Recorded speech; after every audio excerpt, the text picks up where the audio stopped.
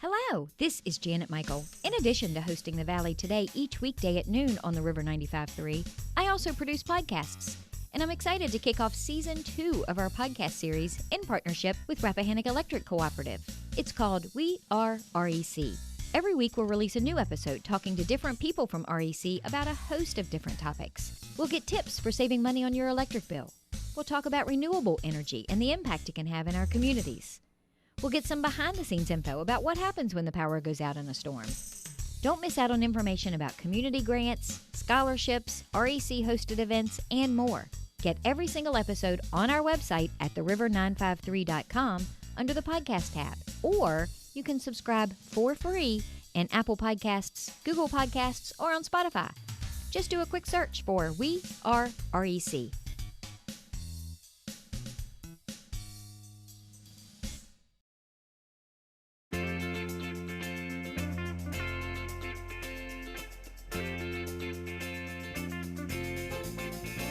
Hello and welcome to The Valley Today. I am your host, Janet Michael. Happy Tourism Tuesday as you are listening to the show today. However, we have pre-recorded our conversation via Zoom. Our Tourism Tuesday today is Clarke County edition. So we are sharing a Zoom screen with Lisa Cook. She is the director of Clarke County Parks and Rec. Along with her is Shannon Martin. She is the Recreation Program Coordinator. And Tanya Myers is also joining us. She is their office manager. Thank you, ladies, for taking some time out of a Monday morning to have this conversation with me. I appreciate it. Thanks for having us. Lisa, let's start with an overview of Clarke County Parks and Recreation Department, because I know you guys have parks, you have pools, you have tennis courts. Give me kind of a rundown of what all is involved with Clarke County Parks and Rec. Our park is about a 102-acre park, and we have one outdoor pool. We have a recreation center with a full-size gymnasium. It has meeting rooms and a fitness room. We have 6 baseball fields, softball fields. We have soccer fields. We have 6-court tennis complex. We have 5 picnic shelters. We have a 2-mile walk. Well, it's a little less than a 2-mile walking trail. And we have 2 playgrounds here at the park. So you guys have a lot of land mass, more or less, that you have at your disposal to do activities and events and things along those lines. Yes. So when COVID hit back in March, I mean, did that have a huge impact on the different types of programs that you guys were offering through Parks and Rec? Yes. When it first hit, basically indoor programs were shut down altogether. I'll let Shannon talk a little bit about how she modified her programs and that sort of thing, since that's more her area as to how she did that. When COVID first hit, we had to shut down all indoor programming opportunities.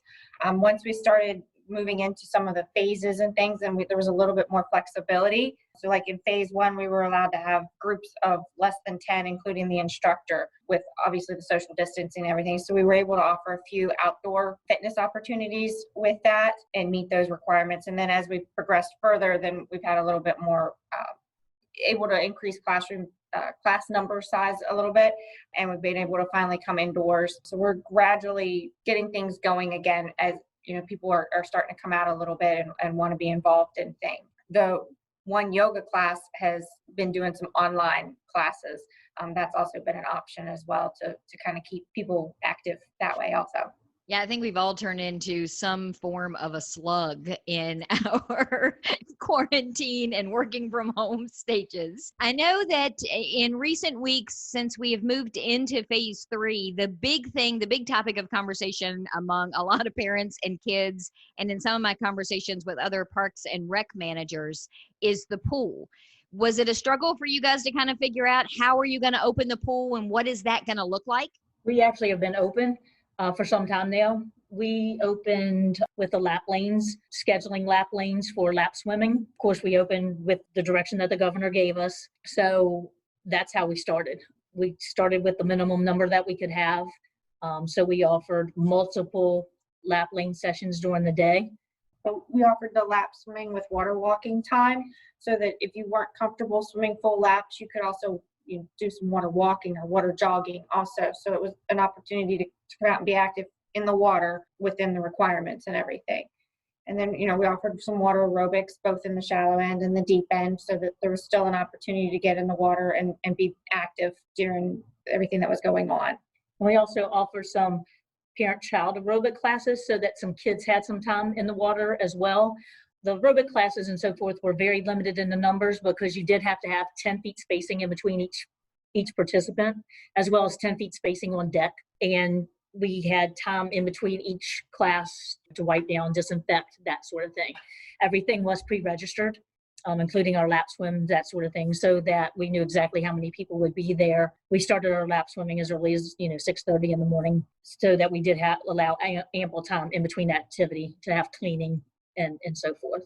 So that went very well for us. Since then, when we got into phase 3, we started that with phase 2. So whenever phase 2 started, we might have been a couple of days into phase 2 before we started, but that was with phase 2. Starting with phase 3, beginning July 1, we still do have a few lap swim and aerobic opportunities, but now from 12 until 3, we do allow 50 people with 10-foot spacing in our pool.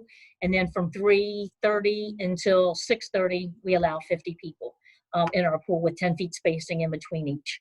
And then we do work our lap swim and private lessons and that sort of thing outside of those times. 50 people allow us to get 10 feet of spacing in between each person in our pool.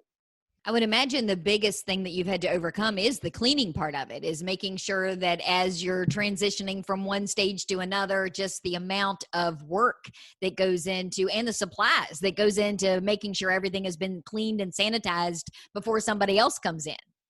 Yes, the cleaning, and we have made a few modifications to cut down on cleaning a little bit. We've shut down all of our picnic tables in the pool.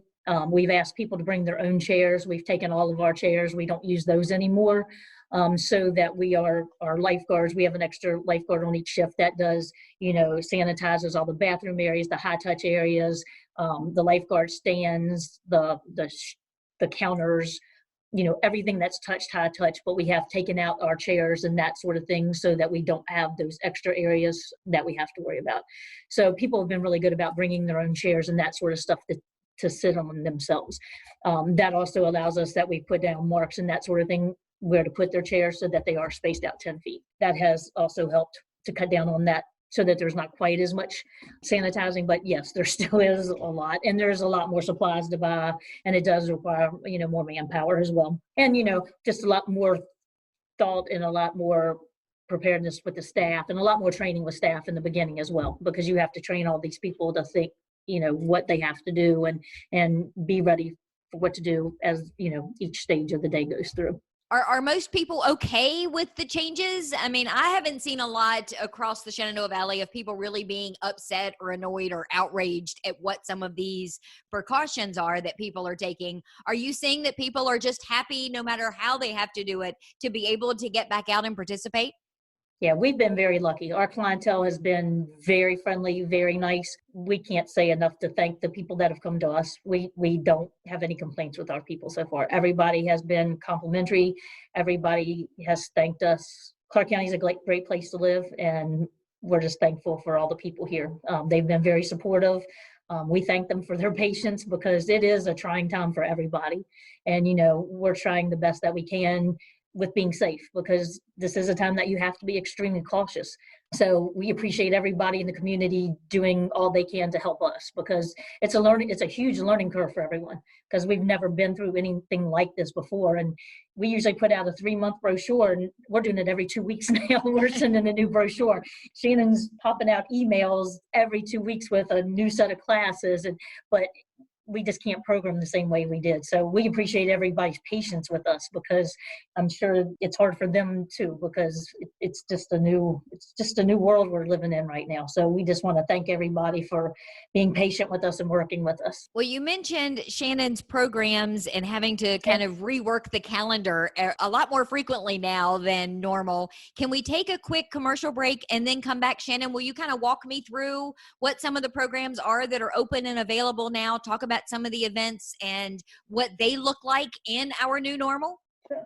And awesome. We do have another programmer who has programmed some too, Tracy Pitcock, but she is off now. So she's done a few things as well. But Shannon's getting the brunt of having to put out the brochure and doing the whole lot with Tracy being off. Just want to applaud Shannon for everything she's doing, because she has had to do so much with the programming right now. Just want to thank her for everything she's doing, because she is having to take on a whole lot right now. Well, Shannon, when we come back, I'll have you give me the whole big running list of everything that's going on. Does that work? Okay. We're going to take a quick break. When we come back, we're going to continue our conversation for Tourism Tuesday, Clarke County edition. We are chatting with Lisa Cook. She is the director of Clarke County Parks and Rec.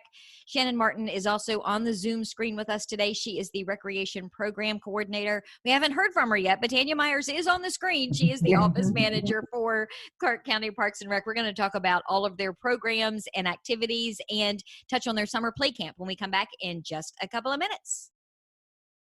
Do you know anyone who is struggling with financial hardships because of coronavirus? Our new webinar called Coping with the Money Crunch can help. We'll talk about immediate options to consider, revising or creating a spending plan, and lots of community resources. Then we'll cover how to narrow your priorities, contact creditors, and avoid scams and risky loans. The webinar is free, and you can either join by phone or through Zoom on a smartphone, tablet, or computer. You can find out more by visiting the Northern Shenandoah Valley Financial Education Program on Facebook or calling Karen Poff at 540-635-4549. Let me show you how to make your own plan or help someone you care about get through the crisis. Call 635-4549 or visit at NSV Financial Education on Facebook today.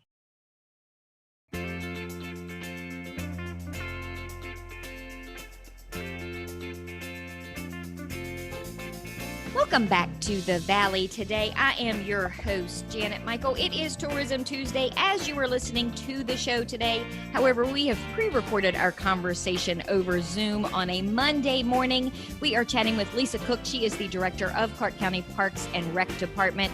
Shannon Martin is also on the Zoom screen with us. She is their recreation program coordinator. Tanya Myers is here with us as well. She is their office manager. Shannon, I want to start with you because when we went to break, we were talking about the fact that you're basically planning your programs 2 weeks in advance at a time because none of us really knows what's going to happen from week to week. But you do have a lot of programs that are up and running that people can sign up, register, and participate in. That's correct. We've got things going on at the swimming pool. We've got morning water aerobics as well as evening water aerobics opportunities for people. We've got private swim lessons because we can't come in close contact with the children this year, obviously, so we can't have the group set up, but parents are allowed to work with their kids. So we have the parent is helping the child and we're instructing the parent on how to help their child. So we're able to keep going with that. We do still have some lap swim water walk times like we had talked about before and after the open swim time blocks that we're offering.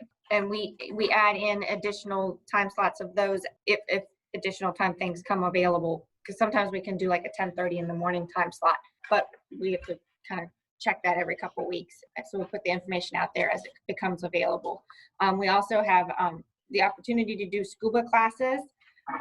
People can call and let us know if they're interested in those, and then if we get enough people, then we can put together a class for that, because we do have some more time flexibility now that we're working in blocks that we can fit in a class like that. And that's perfect because you've got a built-in mask when you're doing scuba diving. You're completely covered and protected. That's right. And you're at the bottom of a pool. You're in your own little world. We're offering arts and crafts classes. We've got a colored pencil drawing class coming up in August. So again, obviously everyone will be social distancing and wearing their masks and everything, but everybody has all their own supplies and their own little workspace. So that's an opportunity to come out and do that. There's also, we have a couple of quilting time slots that regular quilters can come out and they're working on their projects. We've got some stamping and card making classes. Again, everybody has all their own supplies and their own little work zones with their masks and everything. And we're even offering a rug making class that is an option for ages 8+ that people can come out and and try that out. That's coming up in August as well.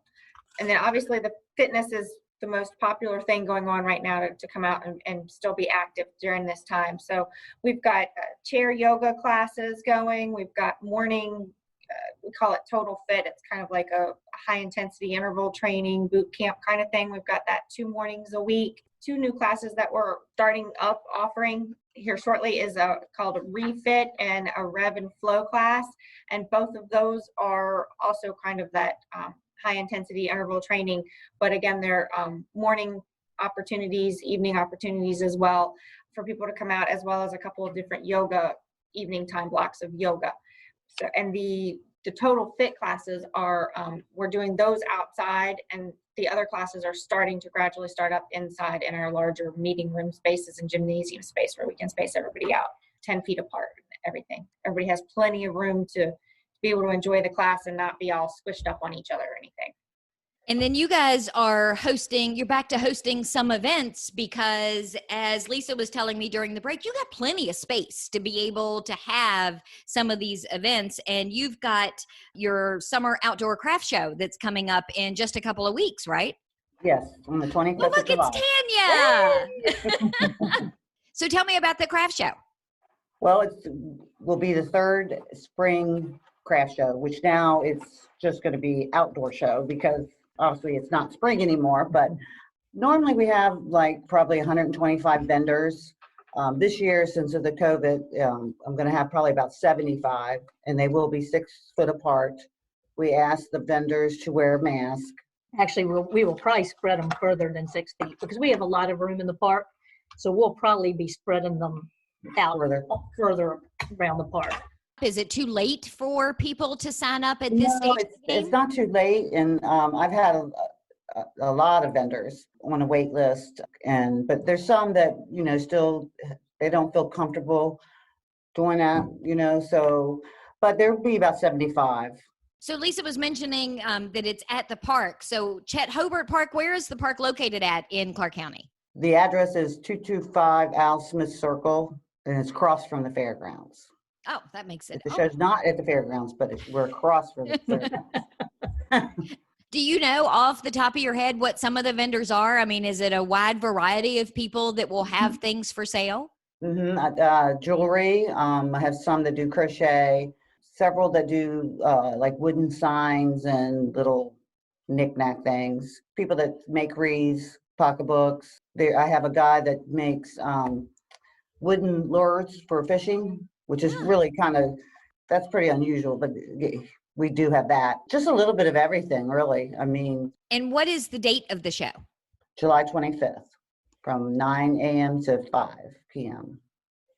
And is there an admission fee? No admission fee. Nice. And will there be food trucks or anything like that there?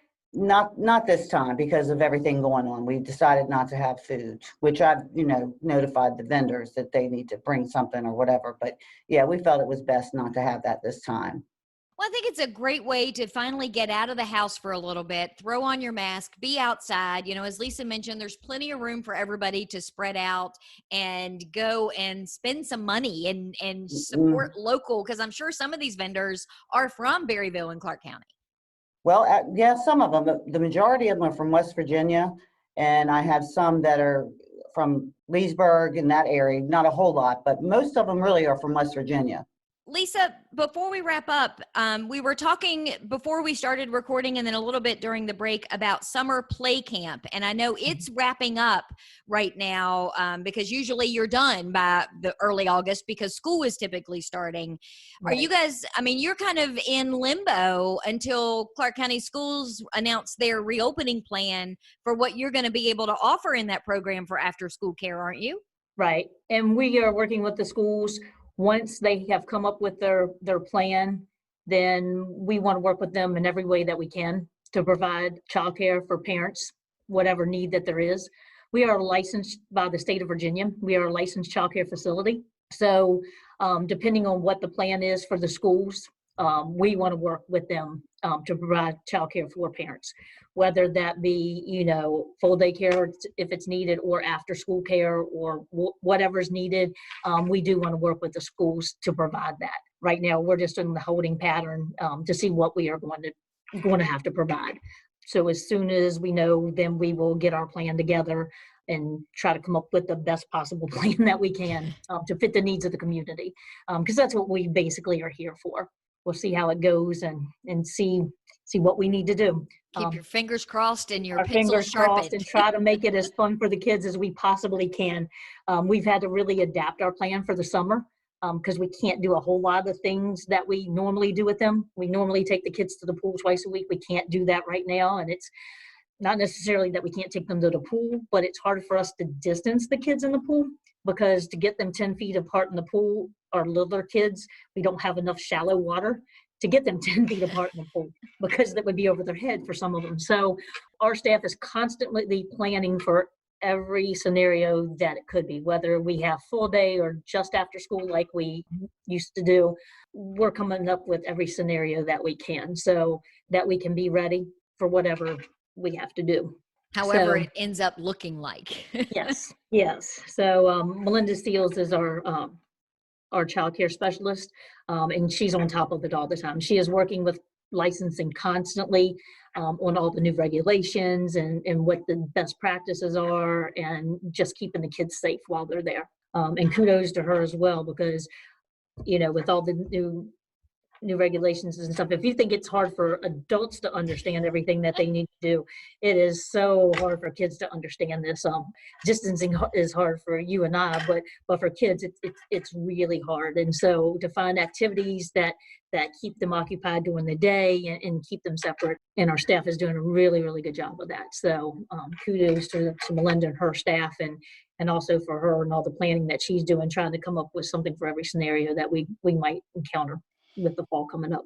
Shannon, before we finish, you mentioned, we kind of joked about how you're going on 2-week cycles with programs and what's going on. Where is the best place if someone is listening now and they want more information about any of the programs, or they want to make sure they have the most up-to-date schedule and list? Where is the best place for them to go to get that? If they want to give us a call at 540-955 5140, they can get added onto my email list that I send out to, and I can go ahead and send them the brochure. We also have on our Facebook page, I listed on there either on an album or as a note on there each time that I add new programs. And then I believe it's also, each time we update things, I believe it's also going onto our website as well. But your best bet is to give us a call and get added onto our email list for all the most current up-to-date information. And also want to let everybody know we have a laser tag event coming up this Friday evening. We have time blocks that you can pre-register for. So you take a limited number of people in each time block so that everybody maintains possession of their own little laser tag gun that we provide for them for it during their assigned time block. And then we clean them before the next wave of people come in. So that's this Friday, the 17th from 5 to 7. And then next Wednesday, the 22nd, we'll have Robbie Lyman here at the park for a concert in the evening. And we want to thank Bank of Clarke County and Berryville Family Chiropractic Center for helping us sponsor that event. And he's going to be at Chet Hobart Park as well. Yes. And all of this information, the best thing probably is for them to call to get on your email list, but to follow you on Facebook, because that's the easiest place for you to make updates and let everybody know what's going on. Yes. And then Tanya, if somebody is listening and they want to try to squeeze in as a vendor at the last minute, what should they do? They can call the rec center, the same number that Shannon gave, or they can send me an email, and it's tmyers@clarkecounty.gov. Well, we are going to wrap up today's conversation for Tourism Tuesday. We have been chatting via Zoom with Lisa Cook. She is the director of Clarke County Parks and Rec. Shannon Martin is their recreation program coordinator. Tanya Myers is their office manager. They also joined us on the Zoom screen. Thank you, ladies. I appreciate you guys taking some time out of your Monday morning to have a conversation with me. Well, thank you so much for having us. We really appreciate it. We will be back tomorrow with a brand new episode of The Valley Today. It is The Valley Business Today, and we are going to be chatting with the publishers of the Mountain Courier. So meet me back here tomorrow a few minutes after noon, and I will have that show ready to go for you.